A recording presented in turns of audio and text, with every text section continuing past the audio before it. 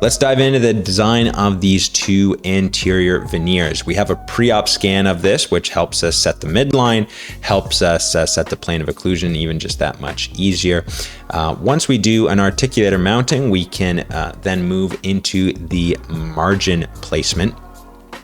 And this, always requires a lot more meticulous work compared to maybe just standard crown and bridge.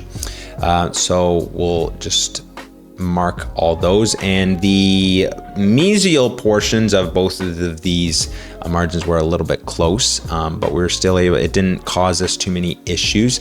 We set the insertion direction, then we pick a library. I was really looking at those contours of those adjacent laterals, as well as the canines as well.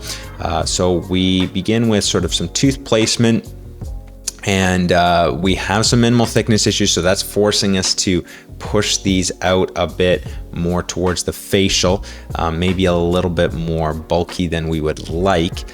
So I end up spending some time contouring these and even adapting these to the margin, as you can see here. But once I did that, I wasn't really happy with the contour, so I ended up going back and selecting a different library, selecting the Saurus library, as I felt that that matched a lot better those adjacent teeth, in particular those laterals. So again, we're going through the whole tooth placement process again, sort of trying to strike the balance between not having these be too facial, but then also we've got minimal thickness to be concerned about. So after the adaptation, it already looked a lot better.